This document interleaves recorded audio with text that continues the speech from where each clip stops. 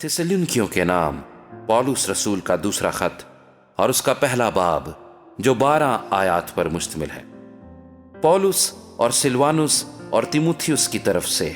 थिस्सलुनीकियों की कलीसिया के नाम जो हमारे बाप खुदा और खुदावन यीशु मसीह में है, फजल और इत्मीनान खुदा बाप और खुदावन यीशु मसीह की तरफ से तुम्हें हासिल होता रहे। ऐ भाइयों, तुम्हारे बारे में हर वक्त खुदा का शुक्र करना हम पर फर्ज है, और ये इसलिए मुनासिब है कि तुम्हारा ईमान बहुत बढ़ता जाता है और तुम सब की मोहब्बत आपस में ज्यादा होती जाती है, यहाँ तक कि हम आप खुदा की कलीसियाओं में तुम पर फख्र करते हैं कि जितने जुल्म और मुसीबतें तुम उठाते हो उन सब में तुम्हारा सब्र और इत्मीनान जाहिर होता है। ये खुदा की सच्ची अदालत का साफ निशान है, ताकि तुम खुदा की बादशाही के लायक ठहरो, जिसके लिए तुम दुख भी उठाते हो,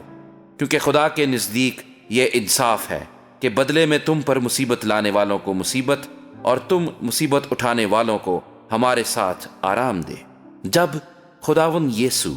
अपने कवि फरिश्तों के साथ भड़कती हुई आग में आसमान से जाहिर होगा, और जो खुदा को नहीं पहचानते और हमारे खुदावन यीशु की खुशखबरी को नहीं मानते उनसे बदला लेगा। वो खुदावंद के चेहरे और उसकी कुदरत के जलाल से दूर होकर अबदी हलाकत की सजा पाएंगे। ये उस दिन होगा जबकि वो अपने मुकद्दसों में जलाल पाने और सब ईमान लाने वालों के सबब से ताज्जुब का बाइस होने के लिए आएगा, क्योंकि तुम हमारी गवाही पर ईमान लाए। इसी वास्ते हम तुम्हारे लिए हर वक्त दुआ भी करते रहते हैं कि हमारा खुदा तुम्हें इस बुलावे के लायक जाने और नेकी की हर एक ख्वाहिश और ईमान के हर एक काम को कुदरत से पूरा करे,